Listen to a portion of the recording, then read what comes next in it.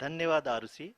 अगर मैं सही मायने में कहूँ तो अंतरिक्ष का कोई भी मिशन हो और चाहे किसी भी देश के द्वारा संचालित किया जा रहा हो, इसरो मिशन की निश्चितता और अनिश्चितता के बीच बहुत ही महीन अंतर होता है, जिससे कि एक मिशन सफल या असफल होता है।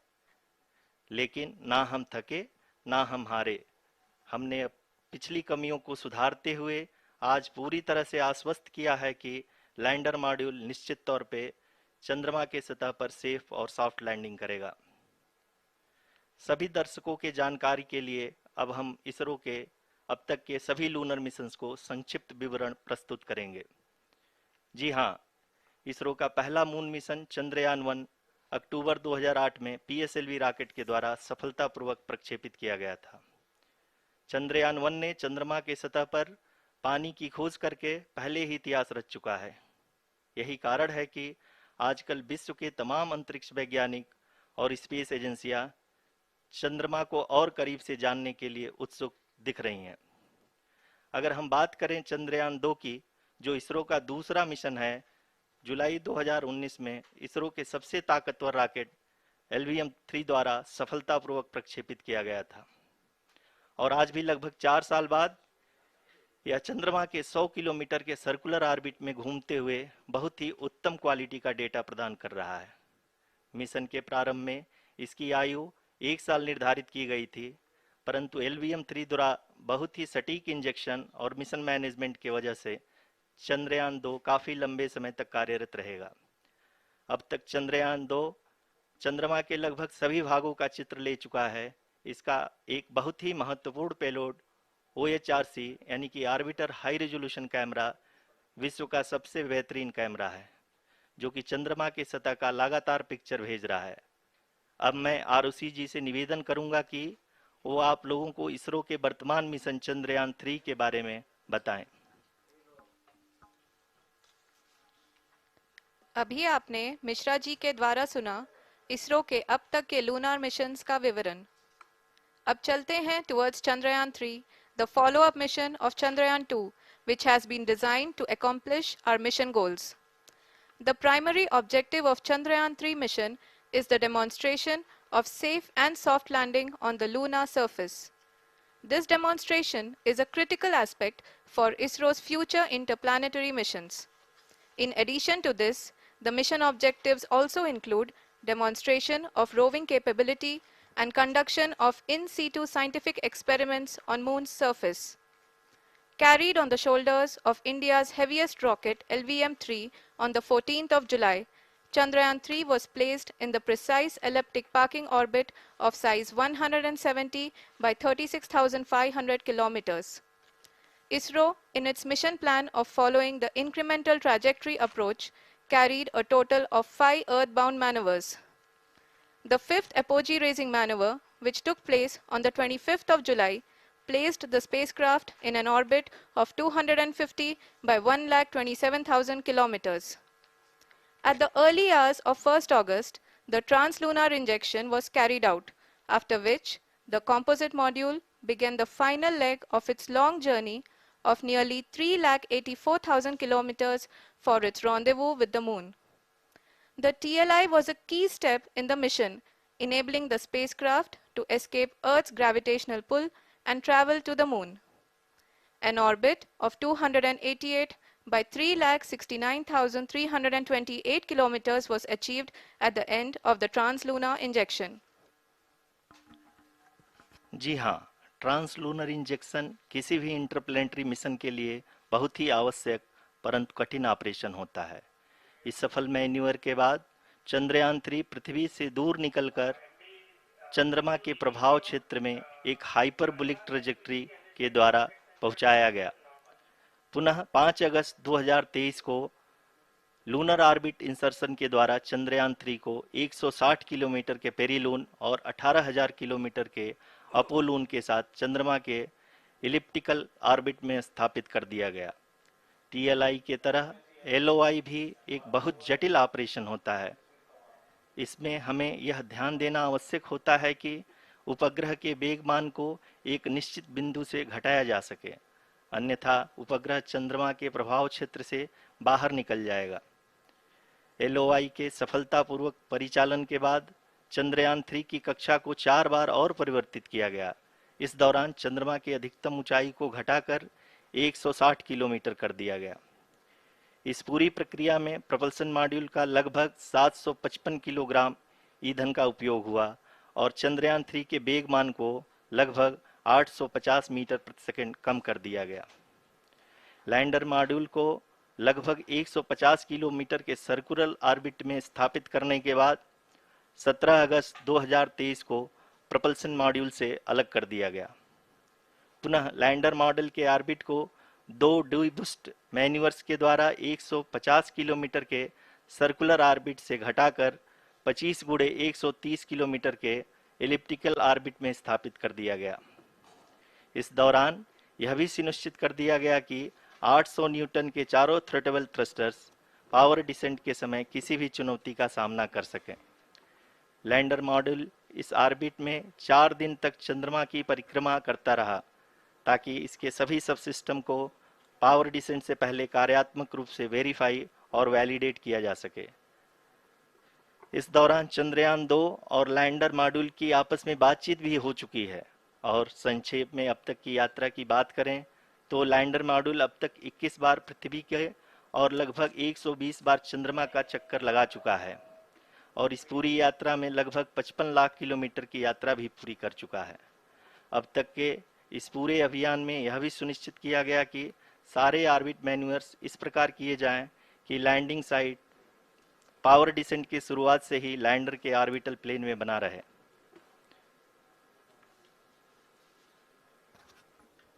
Make it further That is true complicated. indeed. We have arrived at the crucial juncture wherein the orbit plane contains the desired landing site at the start of powered descent. We are also happy to announce that live images from the Chandrayaan 3 lander imager camera is being received continuously.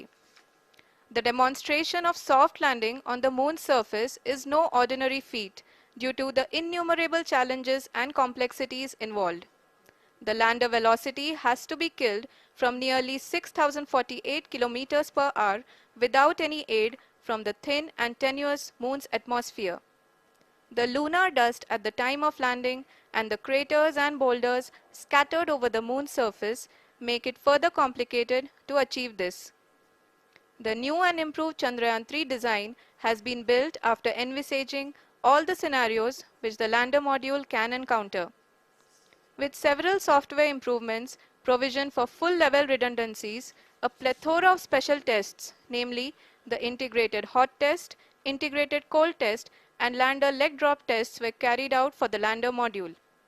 The success of these tests has provided great confidence in the performance of all the onboard sensors, propulsion system, and associated guidance, control, and navigation algorithms. The key findings during the tests have enabled to improve the overall system performance. The largely unexplored south pole of the moon has been chosen as the intended landing site since there is a possibility of finding ice and other minerals which would be vital resources for future explorers. Apart from continuing investigations pioneered by Chandrayaan 1 and Chandrayaan 2, the Chandrayaan 3 mission will also provide invaluable data to the science community around the world. Let us give our viewers a glimpse on the configuration of Chandrayaan 3 mission.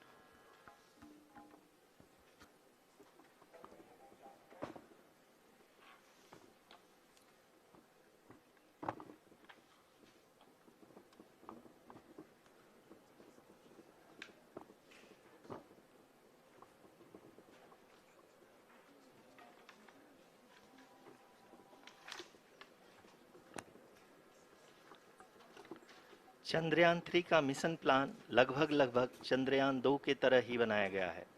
यहाँ यह भी सुनिश्चित किया गया है कि चंद्रयान 3 को rocket से अलग होने से लेकर के चंद्रमा के निकटतम कक्षा में स्थापित होने तक सारी गतिविधियाँ चंद्रयान 2 के तरह ही हों। और अब हम यह कह सकते हैं कि यह प्लान पूरी तरह से 100% सफल रहा। हालांकि लैंडर मॉड्यूल के सेंसर्स और प्रोपल्सन सिस्टम को इस तरह से मजबूत किया गया है कि लैंडर पावर डिसेंट के समय किसी भी आपदा से बाहर आकर के मिशन के मुख्य उद्देश्य को पूरा कर सके। इस क्रम में लैंडर के मुख्य सेंसर्स कारा, लासा, एलएचबीसी, एलडीवी और एलएचडैक का कार्यात्मक परीक्षण भी किया जा चुका है। एलडीवी, जो कि पूर्णतः स्वदेशी तकनीकी से बनाया गया एक नया सेंसर है, इसका मुख्य कार्य लैंडर के वेलोसिटी को तीनों अक्षों में कंप्यूट करना है। पावर डिसेंट के दौरान लैंडर के सटीक पोजीशन और वेलोसिटी का ज्ञान होना बहुत ही आवश्यक है। लिराप यानी laser inertial referencing and accelerometer package इस कार्य को पावर डिसेंट के दौरान बखूबी निभाएगा। ट्रैजेक्टरी जनरेशन, जो कि चंद्रयान 3 मिशन के लिए बहुत ही अहम है, क्योंकि हर ऑर्बिट मैन्यूवर के बाद यह सुनिश्चित किया जाता है कि लैंडर की मिशन ऑब्जेक्टिव को ना बदले। इस क्रम में मैं यह भी आपको बता दूं कि ऑर्बिट डिटर्मिनेशन, जो कि उपग्रह के पोजीशन और वेलोसिटी को बहुत ही एक्यूरेटली बताता है, एक बहुत ही कठिन और जटिल कंप्यूटेशन और एस्टिमेशन होता है। यहाँ यह भी जानना महत्वपूर्ण है कि चंद्रयान 2 का OHRC पेलोड अब तक काफ़ी ऊंचे स्तर का डैम प्रदान किया है, जिसके फलस्वरूप लैंडिंग साइट के सीमा को बढ़ाकर 4 गुणे 2.4 किलोमीटर कर दिया गया है, जो कि पावर डिसेंट के दौरान सॉफ्ट लैंडिंग कराने में काफ़ी सहायक सिद्ध होगा। Apart from the sensors, Chandrayaan 3 is equipped with a suite of sophisticated payload instruments. While Chandrayaan 1 and Chandrayaan 2 orbiter have provided abundant remote sensing data of Moon, equally important are the on-site localized measurements that provide ground truths. Lander and rover have payloads which are completely new and will perform in situ analysis of lunar surface. The two spectroscopes on rover, APXS and LIBS, will actively measure the surface elemental abundances at the landing location and surrounding area. The lander carries a seismometer ILSA that can sense impact events and lunar quakes. The thermal probe CHAST will measure the temperature profile and thermal conductivity of Moon's regolith. The Rambha payload will carry out lunar ionosphere studies, while the laser retroreflector array shall be a passive location indicator for future spacecraft equipped with laser altimeter. The propulsion module has not been left behind, and an experimental shape payload has been added to it as a value addition. It will help in understanding the nature and characteristics of water-rich planets and will also aid in the future study of potentially habitable exoplanets. We are minutes away from the start of powered descent. The entire powered descent shall be carried out by the onboard autonomous landing sequencer, or ALS, which is a series of instructions preloaded to the lander module. These instructions include the commands to be executed, data to be collected and analyzed, and decisions to be made and executed autonomously throughout the powered descent.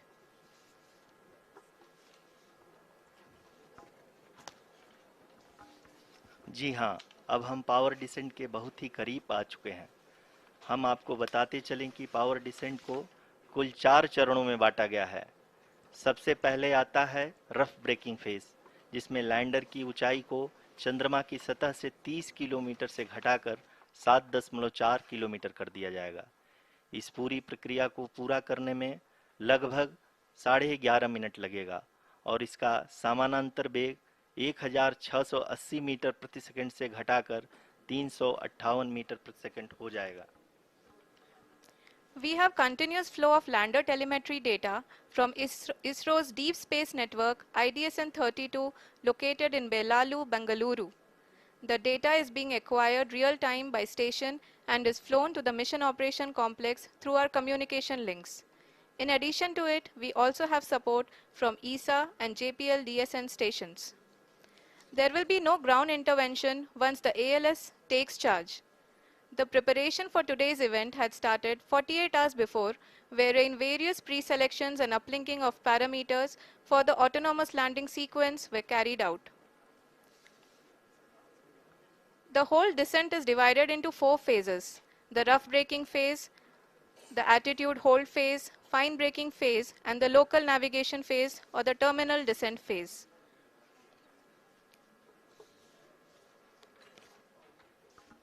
जी हाँ, attitude hold phase जो कि power descent का दूसरा चरण है, एक बहुत ही महत्वपूर्ण फेज है। इस 10 सेकंड के स्मॉल ड्यूरेशन के दौरान लैंडर के दो महत्वपूर्ण सेंसर कारा और लासा लैंडर की ऊंचाई की गणना करेंगे। इस फेज के पूरा होते ही लैंडर चंद्रमा के सतह से कुल 6.8 किलोमीटर की ऊंचाई पर होगा। During the rough braking phase, the lander velocity shall be brought down from 1680 meters per second to 358 meters per second. The altitude will be brought down from 30 kilometers to 7.4 kilometers at the end of rough braking.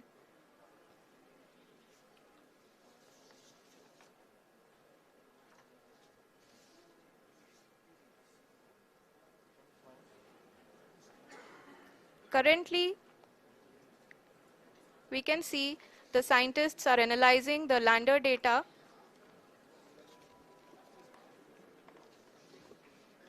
जी हाँ, हम ये देख सकते हैं कि mission operation complex रूप में बैठे सभी वैज्ञानिक ये जो भी डेटा देख रहे हैं वो डीप स्पेस नेटवर्क आईडीएसन 32 के द्वारा प्रोवाइड किया जा रहा है। और अगर हम अब बात करें पावर डिसेंट के तीसरे चरण का, जो कि फाइन ब्रेकिंग फेज होगा, जिसमें लैंडर लैंडिंग साइट से जस्ट 800 मीटर की ऊंचाई पर वर्टिकली होगा। इस चरण को पूरा होने में लगभग 3 मिनट लगेंगे और इस चरण के पूरा होते ही लैंडर की वेलोसिटी लगभग शून्य हो जाएगी। The scientists here at ISTRAC are glued to their systems, analyzing all sorts of complex data. We are very close to the power descent, to the start of the power descent phase.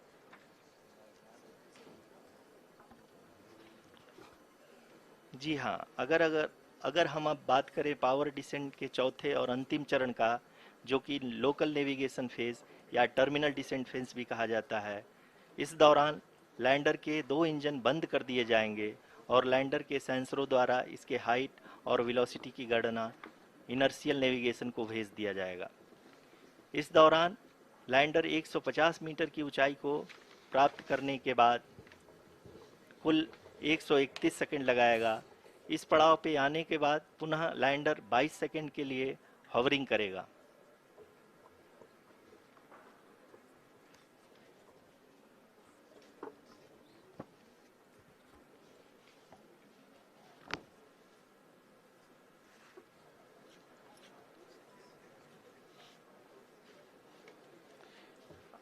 आप इस समय अपने screen पे mission operation complex में बैठे सभी मान्यगणों को देख सकते हैं, जो कि बहुत ही उत्सुकता के साथ टेलीमेट्री डेटा को देख रहे हैं। अभी हम लोग पावर डिसेंट शुरू होने से जस्ट कुछ ही पल दूर हैं।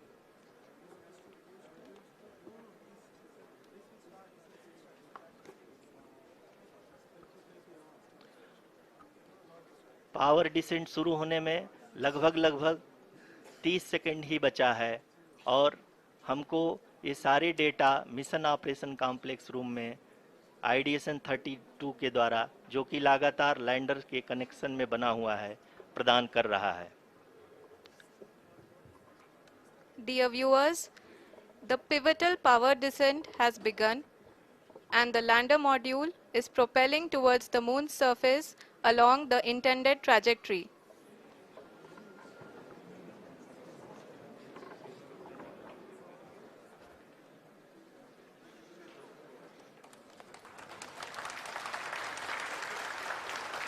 जी हाँ, अब हम देख सकते हैं रफ ब्रेकिंग फेज की शुरुआत हो चुकी है।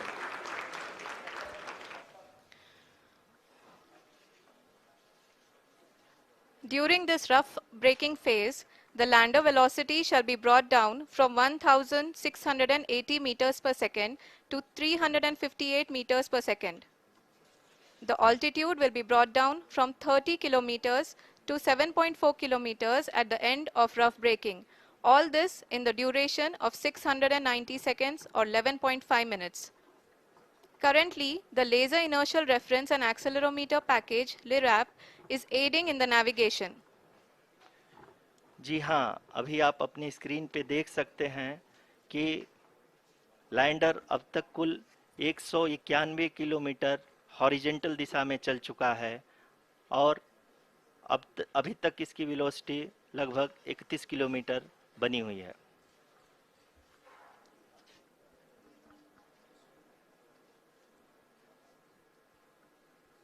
The lander module has traveled a distance of approximately 228 kilometers. The complete downrange that will be traveled during this phase shall be nearly 713.5 kilometers.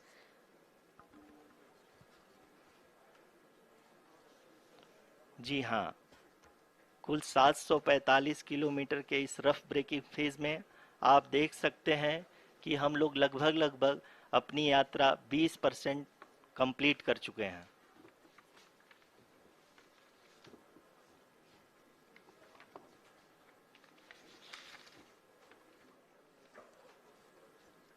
Power descent की यह शुरुआत हम कह सकते हैं कि बहुत ही सटीक और सधी हुई है, जिसमें लैंडर अपने वेगमान को अनुमानित तरीके से घटा रहा है।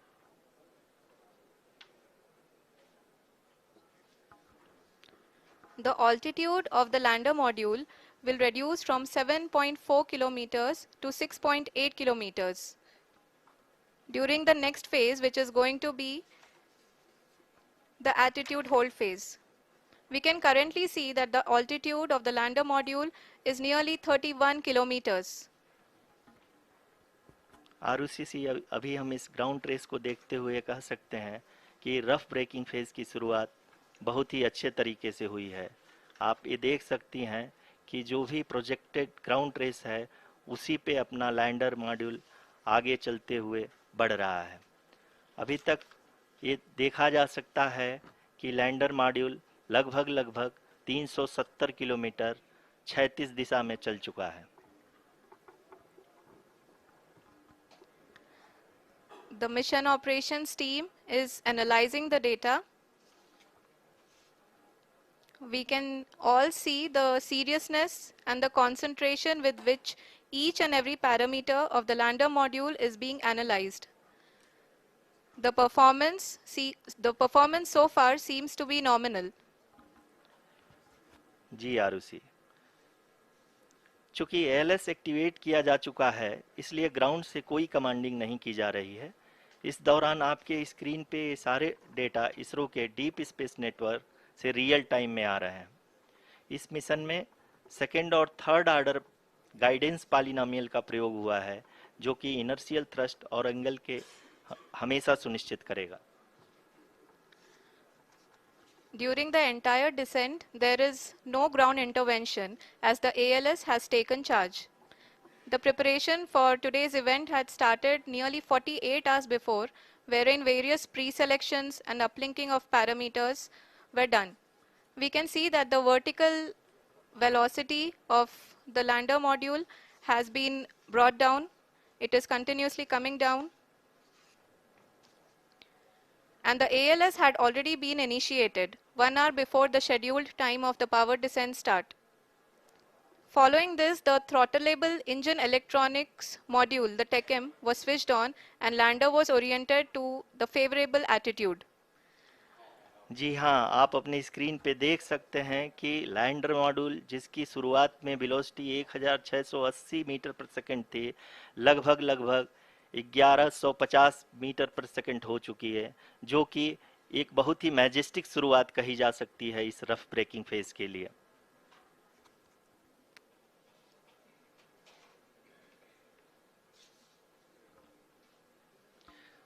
यहाँ पे मैं आपको ये भी बताते चलूँ कि आप अपने स्क्रीन पे देख सकते हैं कि द लैंडर मॉड्यूल का अल्टीट्यूड धीरे धीरे अब कम होता हुआ दिख रहा है, और जो कि एक्सपेक्टेड भी है।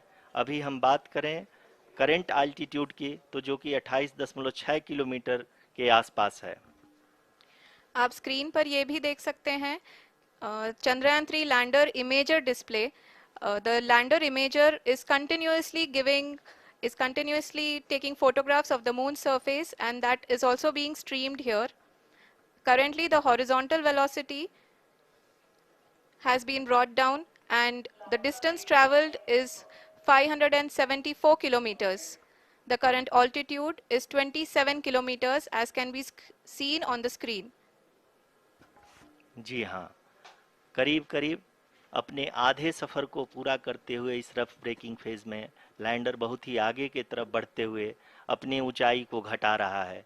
अगर अब बात करें तो लैंडर की ऊंचाई चंद्रमा के सतह से लगभग 27 किलोमीटर से नीचे हो चुकी है, करीब करीब 26.7 किलोमीटर के आसपास है। The next phase after the rough braking phase is the attitude hold phase, which will be for a duration of nearly 10 seconds. The lander will be oriented such that both the altimeters will be looking exactly towards the moon's surface.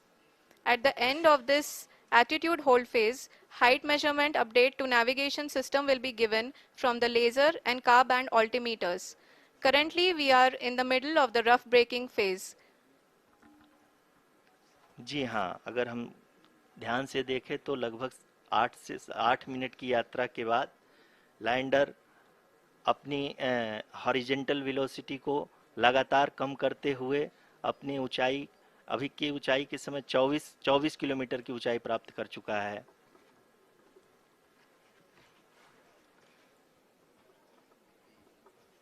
अब तक के आंकड़े को देखते हुए हम कह सकते हैं कि लैंडिंग पूरी तरह से नॉमिनल है। यहाँ पर हम देख सकते हैं कि हॉरिजेंटल वेलोसिटी लगातार कम होती हुई दिख रही है।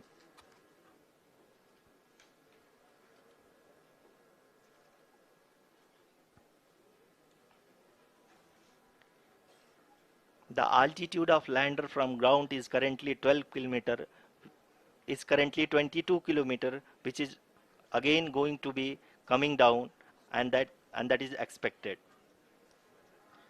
For the viewers who have joined now, we are in the power descent phase, and we are in the rough braking phase, which is the first phase of the power descent. We have currently traveled a downrange of 697 kilometers, and the downrange that has to be traveled during this phase is 713.5 kilometers. जी हाँ, अभी आप देख सकते हैं कि lander की horizontal velocity लगभग 720 metre प्रति सेकंड हो गई है। लगभग हम ये कह सकते हैं कि 900 मीटर प्रति सेकंड वेलोसिटी को कम किया जा चुका है।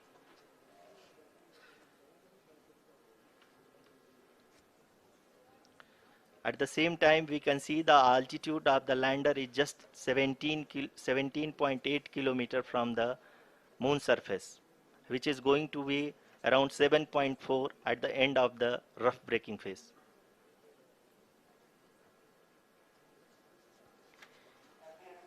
इस फेज के बाद हम जाएंगे towards the attitude hold phase, where we will be expecting sensor update from the laser and car band altimeters.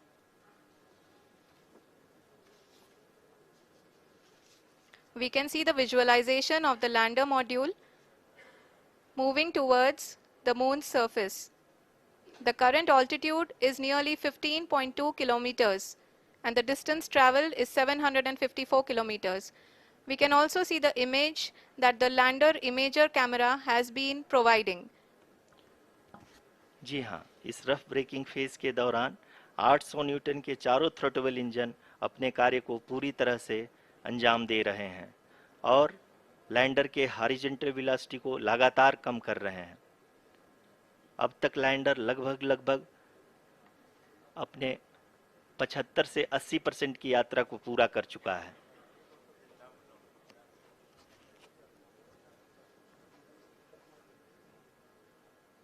After the rough braking and the attitude hold phase, we shall be having the fine braking phase, which will continue for nearly 3 minutes. The whole phase is being driven by the autonomous landing sequencer, and there is no intervention from ground. जी हाँ आरुषि, अभी आप अपनी screen पे देख सकती हैं कि जो करंट आल्टीट्यूड है चंद्रमा के सतह से लगभग 10 किलोमीटर के आसपास है। जी हाँ, हम अपने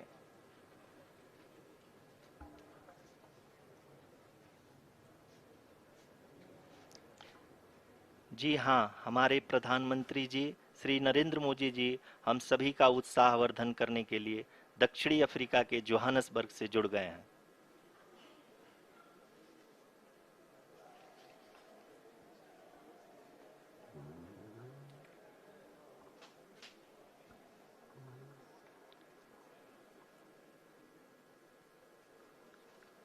Yes, we are privileged to have with us Honorable Prime Minister of India, Shri Narendra Modi ji, who has joined us from South Africa's Johannesburg to encourage us.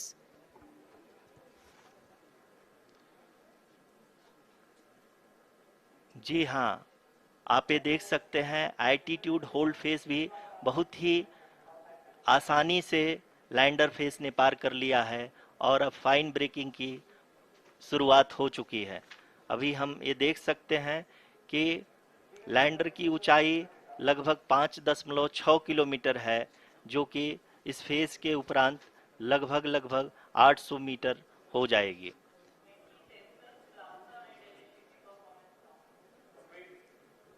We can hear from the mission operations team that the sensors are performing nominally, and we are currently in the midst of the fine braking phase, which is going to continue for 3 minutes, and the altitude is going to be reduced to nearly 800 meters at the end of this phase. जी हाँ, जैसा कि आरुषि जी ने बताया कि लगभग 3 minute के उपरांत lander की हाइट लगभग 800 मीटर वर्टिकली होगी और यहाँ पे लैंडर की horizontal velocity, vertical velocity, even down range भी लगभग शून्य होगा। We can see the visual of the lander module, and we can see that the downrange traveled is nearly 831 kilometers.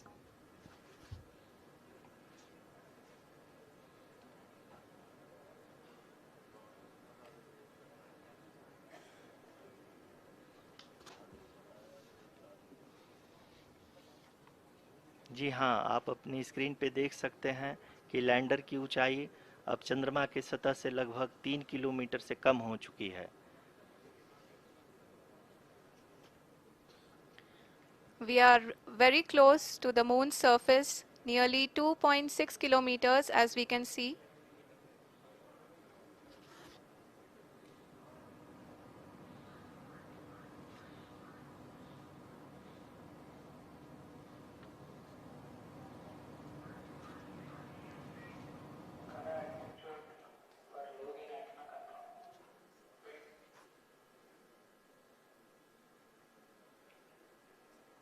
जी हाँ, अभी आप देख सकते हैं कि लैंडर की ऊंचाई लगभग 1 किलोमीटर के आसपास है।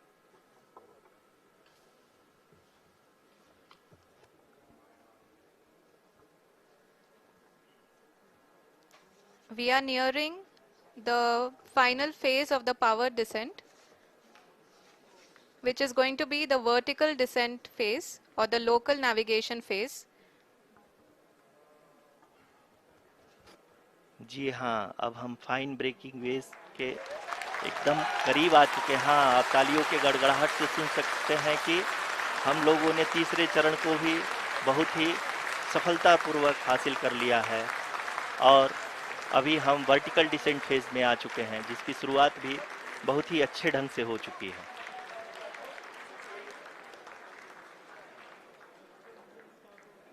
Lot of applause indicates that till now the performance has been nominal. We are in the vertical descent phase 1. The altitude is being brought down from 800 meters, and we are nearing and approaching the lunar surface. जी, आप अपने screen पे देख सकते हैं कि lander का height लगातार कम होता जा रहा है। इस समय हम लैंडिंग साइट के जस्ट ऊपर हैं और इस समय इसकी ऊंचाई लगभग 600 मीटर के आसपास है। इस फेज के दौरान लगभग 150 मीटर के ऊंचाई पे पहुंचने के बाद लैंडर अगेन लगभग 20 से 22 सेकंड के लिए हॉवरिंग करेगा। We are above the landing site. The horizontal as well as the vertical velocity is now being constantly reduced, and the lander module has begun its descent towards the landing site.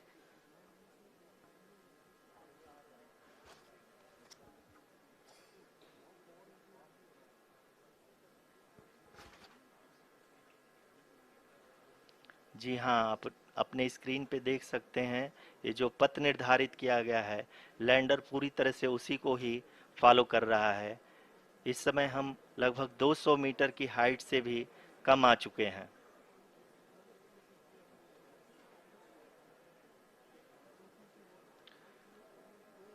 अब हम ये देख सकते हैं कि हम लगभग 150 metre की ऊंचाई पे हैं चंद्रमा के सतह से।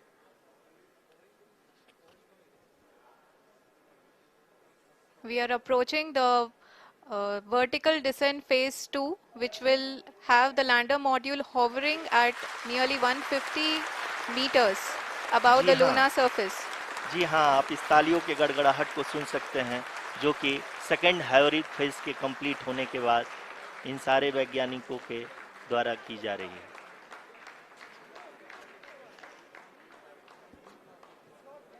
जी हाँ, आप अगर फिर से ध्यान से देखें तो एल्टीट्यूड पुनः कम होता जा रहा है। अभी हम लोग लगभग 135 मीटर की ऊंचाई पे हैं।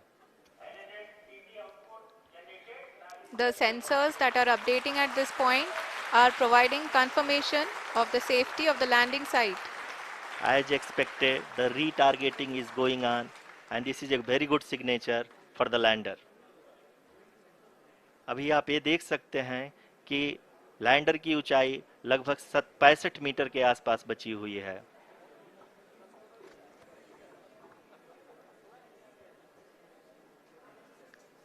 Currently, only 2 engines are now being fired, and we are nearly at zero velocity, vertical and horizontal. We were hovering, and now we are approaching the moon's surface. धीरे धीरे लैंडर की वेगमान को कम किया जा रहा है और हम अब लगभग 50 मीटर से भी कम आ चुके हैं। We can see the Honorable Prime Minister, Shri Narendra Modi ji, who is here to encourage us, and he is critically looking at the visuals.